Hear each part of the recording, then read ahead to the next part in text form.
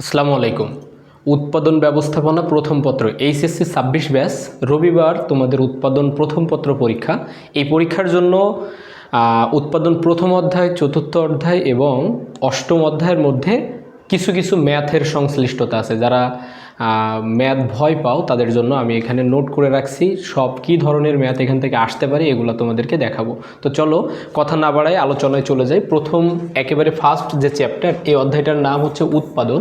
এই চ্যাপ্টার থেকে কয়েকটা সূত্র বেশি পরীক্ষায় আসে। তার মধ্যে একটা হচ্ছে সার্বিক বা মোট উৎপাদনশীলতা অথবা শুধুমাত্র উৎপাদনশীলতা নির্ণয় করতে বলে। আমরা জানি উৎপাদনশীলতার ফর্মুলা মোট উৎপাদনের মূল্য, মানে হচ্ছে তৈরি করা পণ্যের ভ্যালু কত টাকা সেটা, ভাগ হচ্ছে উপকরণ মূল্য। উপকরণ মূল্য বলতে কাঁচামালের ব্যয়, শ্রমিকের ব্যয়, তারপরে হচ্ছে অন্যান্য ব্যয়, তারপরে হচ্ছে যন্ত্রের ব্যয়, এগুলো থাকে। সব ব্যয় যোগ করে নিচে দিব, আর উপরে থাকবে উৎপাদিত পণ্যের মূল্য। এটাকে সংক্ষেপে আমরা এমন বলতে পারি যে আউটপুট ভাগ হচ্ছে ইনপুট। আউটপুট ভাগ ইনপুট করলে উৎপাদনশীলতা পাওয়া যায়। এটা হচ্ছে ফার্স্ট সূত্র, এটা পরীক্ষায় আসে, সব থেকে গুরুত্বপূর্ণ। দেখা যাচ্ছে রবিবারের পরীক্ষায়ও সেম কোশ্চেনটা চলে আসলো। দ্বিতীয় নাম্বার শ্রমের উৎপাদনশীলতা। শ্রমের উৎপাদনশীলতা দুইটা ফর্মুলা ম্যাক্সিমাম টাইমে এই যে অর্থের অঙ্কে পরিমাপযোগ্য যে সূত্রটা, এটা অ্যাপ্লাই করতে হয়, যে অথবা সূত্রটা আমরা জানি। এই প্রশ্নেরও উপরের পার্টে যেটা ছিল মোট উৎপাদনের মূল্য, এখানেও তাই দিব, মোট উৎপাদনের আর্থিক মূল্য ভাগ, যখন শ্রমের উৎপাদনশীলতা বলবে তখন আমরা নিচে হরে রাখবো হচ্ছে শ্রমের উৎপাদনশীলতা বললে নিচে রাখবো শ্রম ব্যয়, অর্থ লেবার কস্ট যেটা, সেটাকে আমরা নিচে দিয়ে দেবো। 3 নাম্বার আছে যন্ত্রের উৎপাদনশীলতা। দেখো যন্ত্রের উৎপাদনশীলতারও দুইটা সূত্র, বাট আমরা ব্যবহার করব এটা ম্যাক্সিমাম টাইমে এটা লাগে। প্রশ্নের উদ্দীপক দেখে বুঝতে হবে যে আসলে আমার কোন সূত্র অ্যাপ্লাই করতে হবে। যখন টাকায় দেওয়া থাকবে তখন এই আর্থিক মূল্য ব্যবহার করব। মোট উৎপাদনের আর্থিক মূল্য, এখানে যেটা ব্যবহার হয়েছে এখানেও দেখো সেম সূত্রটা ব্যবহার হয়েছে, অর্থাৎ উপরের পার্টে সব সেম, মোট উৎপাদনের আর্থিক মূল্য। আর নিচে দিব যখন যন্ত্রের উৎপাদনশীলতা বলবে তখন দিব যন্ত্রের ব্যয়, মানে মেশিন চলছে এটার পারপাসে কত টাকা ব্যয় হয়েছে। এখানে আরও দুইটা সূত্র আছে, এমসিকিউবের মধ্যে আসে। এই যে মালামালের উৎপাদনশীলতা একটা, আর একটা হচ্ছে আর্থিক উৎপাদনশীলতা। মালামালের উৎপাদনশীলতাও সেম, উপরে উৎপাদনের মূল্য আর নিচে দিব মালামালের মূল্য। প্রশ্নের মধ্যে উদ্দীপকে এই তথ্যগুলো দেয়া থাকবে। লাস্ট হচ্ছে আর্থিক উৎপাদনশীলতা, এটা এমসিকিউবে কয়েকবার আসতে দেখা গেছে। আর্থিক উৎপাদনশীলতার সূত্র হচ্ছে সংযোজিত মূল্য ভাগ হচ্ছে রূপান্তর মূল্য। সংযোজিত মূল্য নির্ণয় করার একটা ফর্মুলা আছে, বিক্রয় মূল্য থেকে কাঁচামালের ব্যয় মাইনাস করলে সংযোজিত মূল্য পাওয়া যায়। আমি যে এখানে লিখে রাখছি, তোমরা চাইলে স্ক্রিনশট নিয়ে রাখবা, এবং এগুলো কিন্তু এমসিকিউবের জন্য গুরুত্বপূর্ণ, আবার ম্যাথমেটিক্সে চলে আসতে পারে। সংযোজিত মূল্যের সূত্র হচ্ছে বিক্রয় মূল্য মাইনাস কাঁচামালের মূল্য। আর রূপান্তর মূল্য, তোমরা অ্যাকাউন্টিংয়ের মধ্যে রূপান্তর ব্যয় শিখছো, সেটার মতো রূপান্তর মূল্য হচ্ছে শ্রম ব্যয়, যন্ত্রপাতির ব্যয় আর অন্যান্য ব্যয়, এই তিনটা যোগ করলে রূপান্তর ব্যয় পাওয়া যায়। অর্থাৎ কাঁচামাল ছাড়া কারখানা ব্যয় বা উৎপাদন ব্যয় পর্যন্ত সব কিছু এক্সেপ্ট হচ্ছে র মেটেরিয়ালস, কাঁচামাল ছাড়া শ্রম ব্যয়, যন্ত্রপাতির ব্যয়, অন্যান্য ব্যয়, এগুলো যোগ করলে রূপান্তর মূল্য পাওয়া যাবে। নিচের পার্টে আমরা হরে রাখবো রূপান্তর মূল্য আর লবে রাখবো হচ্ছে সংযোজিত মূল্য, তাহলে আর্থিক উৎপাদনশীলতা পাবো। এই 5টা সূত্র জানলে তুমি এই অধ্যায়ের সব অঙ্ক করে ফেলতে পারবে, এবং একদম এক দাগে উৎপাদনশীলতা থেকে প্রশ্ন আসবে, এটার মধ্যে ম্যাথমেটিক্সের সংশ্লিষ্টতা থাকবে। এটা হচ্ছে ফার্স্ট চ্যাপ্টার। এরপরে আমি দেখাবো তোমাদেরকে যে কি ধরনের অঙ্ক এখান থেকে পরীক্ষায় আসে। এই যে কুমিল্লা বোর্ড 2025 সালের অঙ্ক আমি এখানে রাখছি, বলছে নুহা শু কোম্পানি 2021 সালের যন্ত্রের উৎপাদনশীলতা নির্ণয় করো। এই যে দেখো সবই কমন চলে আসছে, যন্ত্রের উৎপাদনশীলতা। তো যন্ত্রের উৎপাদনশীলতার সূত্র কি, উপরে লিখব উৎপাদিত পণ্যের মূল্য ভাগ হচ্ছে যন্ত্রের ব্যয়।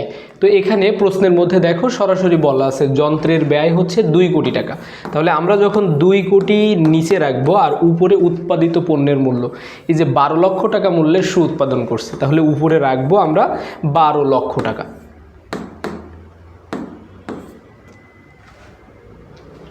12 লক্ষ টাকা ছিল এটা, 12 লক্ষ, তাহলে উপরে 12 লক্ষ নিচে হচ্ছে 2 লক্ষ, এটা ভাগ করলে 6 হয়। তাহলে আমাদের যে যন্ত্রের উৎপাদনশীলতা বের করতে বলছে এটা হচ্ছে 6।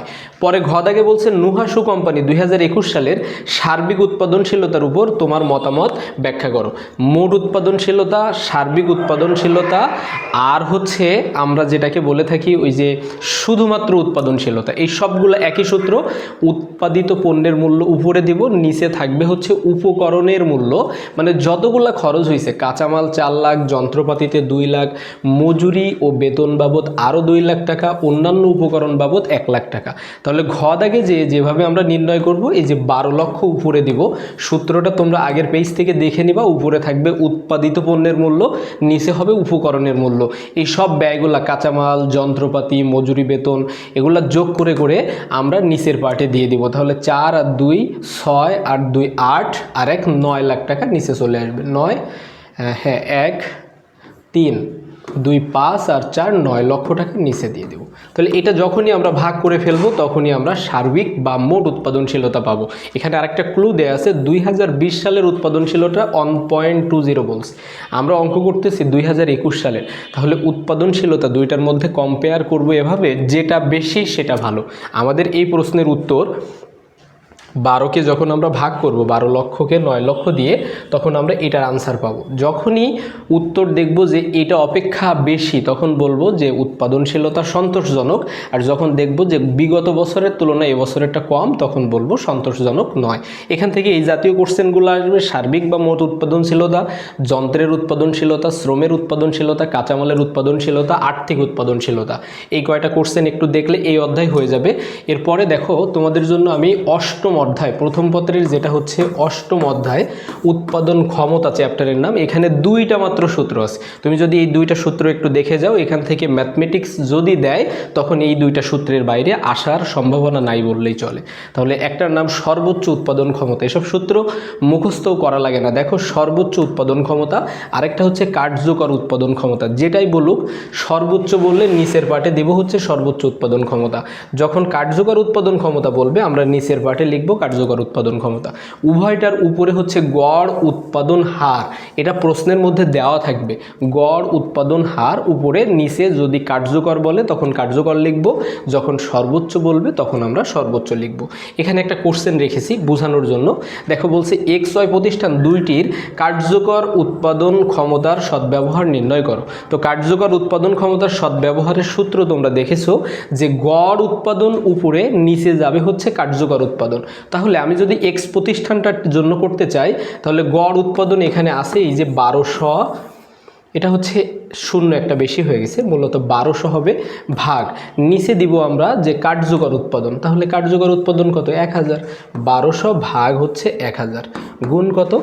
1200 ভাগ 1000। 1200 ভাগ হচ্ছে 1000 গুণ হচ্ছে 100 করলেই বের হয়ে যাবে। যখন ওয়েটটা করব 1200 ভাগ 1500 গুণ 100, এটা হচ্ছে কার্যকর উৎপাদন। এরপরে বলছে সর্বোচ্চ উৎপাদন ক্ষমতা নির্ণয় করো। একই সর্বোচ্চ উৎপাদন ক্ষমতার সূত্র, গড় উৎপাদন ভাগ সর্বোচ্চ উৎপাদন। তাহলে সেক্ষেত্রে এরকমভাবে করব, এক্সট্রার জন্য করতে গেলে 1200 ভাগ এই যে সর্বোচ্চ উৎপাদন কত আছে 2000, এটাকে আমরা নিচে লিখব, গুণ দেব কত করে 100, দিলেই এটার আনসার চলে আসবে। এই 2টা সূত্র তোমরা এটাকে স্ক্রিনশট নিয়ে রাখতে পারো, যে সর্বোচ্চ উৎপাদন ক্ষমতা আর কার্যকর উৎপাদন ক্ষমতা, এই 2টা একটু সুন্দর করে দেখে নিবা। উৎপাদন ব্যবস্থাপনা, এটা হচ্ছে চতুর্থ অধ্যায়। অধ্যায়ের নাম সামষ্টিক পর্যায়ের উৎপাদন। এখান থেকে বেশ অনেকগুলো সূত্র পরীক্ষায় আসে। আমরা জানি জিডিপি, জিএনপি, এনএনপি, তারপরে হচ্ছে এনআই নেট ইনকাম, তারপরে হচ্ছে PCI per capital income, GDP gross domestic product, GNP gross national product, NNP net national product, NI net income, PCI per capital income, এগুলো হচ্ছে এখানের কোশ্চেন। যেমন দেখেন জিডিপির ফর্মুলা হচ্ছে C plus I plus G. C for হচ্ছে ভোগ ব্যয়, কনজামশন এক্সপেন্ডিচার বলে, আই ফর ইনভেস্টমেন্ট এক্সপেন্ডিচার বা বিনিয়োগ ব্যয়, আর জি ফর গভর্নমেন্ট এক্সপেন্ডিচার, এটা একটা সূত্র। 2 নম্বর হচ্ছে এনডিপি, এটা হচ্ছে জিডিপি গ্রস, আর এনডিপি হচ্ছে নিট ন্যাশনাল প্রোডাক্ট বের করতে গেলে জিডিপি থেকে সিসিএ অর ডিসি মাইনাস করতে হয়। সিসিএ বলতে মূলধনের ব্যবহারজনিত ক্ষয়ক্ষতি বোঝায়, আর ডিসি বলতে ব্যবহারজনিত অ্যালাউন্স বা যেটাকে আমরা অবচয় বলি সেটাকে বোঝানো হয়। এই 2টার একটা থাকলে সেটা আমরা মাইনাস করে দিব, উভয় থাকলে এই যদি 2টাই থাকে কোনো ম্যাথে প্লাস করে তারপরে হচ্ছে জিডিপি থেকে মাইনাস করব, এটা একটা ফর্মুলা। 3 নম্বর ফর্মুলা হচ্ছে জিএনপি গ্রস ন্যাশনাল প্রোডাক্ট। এটার ফর্মুলা 2টা, একটা আয়ের দৃষ্টিকোণ, একটা ব্যয়ের দৃষ্টিকোণ। আয়ের দৃষ্টিকোণ থেকে সূত্রটা কেমন দেখেন, summation R plus summation W plus summation I plus হচ্ছে সামেশান পি। যদি এই সূত্র মনে না থাকে তাহলে বাংলা নামগুলা লিখে দিবা। যেমন আর ফর রেন্ট, তাহলে খাজনা প্লাস মজুরি প্লাস সুদ প্লাস মুনাফা, এরকম লিখে দিলেও সূত্র হয়ে যাবে। আয়ের দৃষ্টিকোণ থেকে সূত্র কি? তাহলে খাজনা প্লাস মজুরি প্লাস সুদ প্লাস মুনাফা, এটা লিখবা। অথবা R plus W plus I plus P লিখবা। রেন্ট, ওয়েজেস, ইন্টারেস্ট আর হচ্ছে প্রফিট, এটা আয়ের দৃষ্টিকোণ। আরেকটা আছে ব্যয়ের দৃষ্টিকোণ।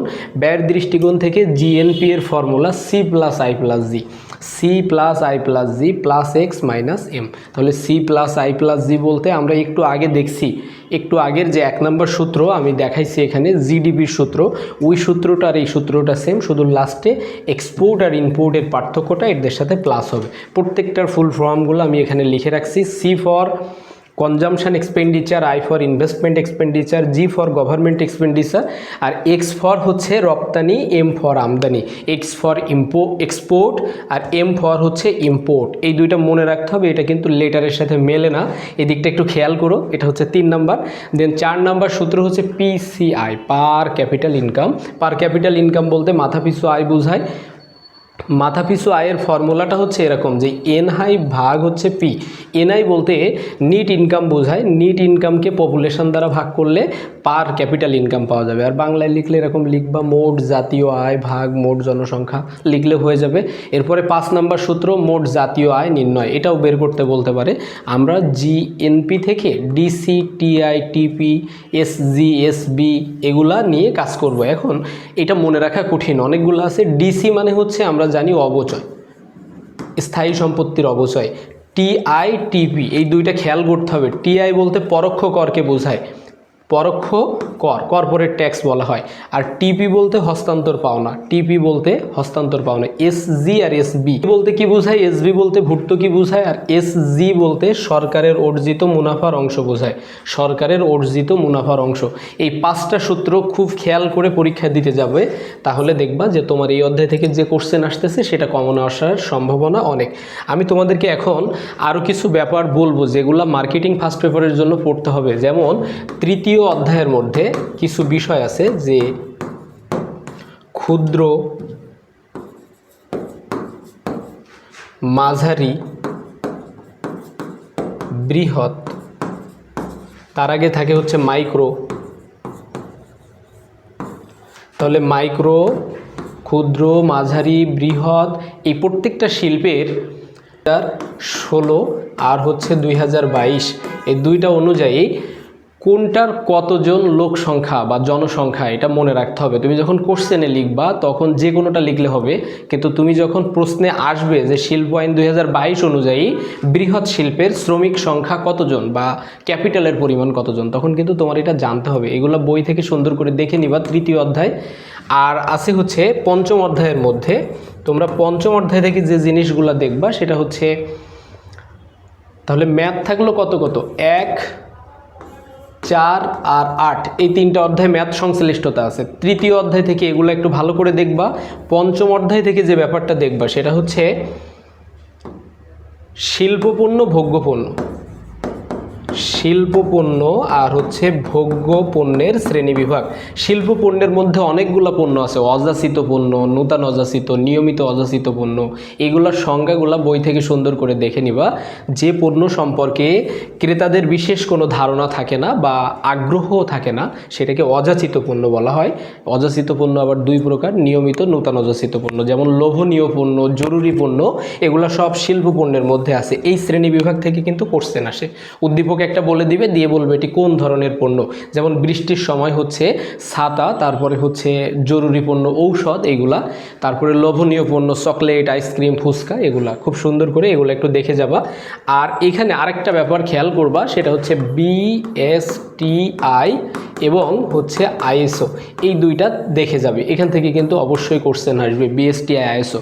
লেআউট বা বিন্যাস একেবারে লাস্ট চ্যাপ্টার 10 অধ্যায়, এটাও খুব সুন্দর করে খেয়াল করবা। বিন্যাস চ্যাপ্টার, এখান থেকেও প্রশ্ন পরীক্ষায় আসবে বিন্যাস বা লেআউট সম্পর্কে।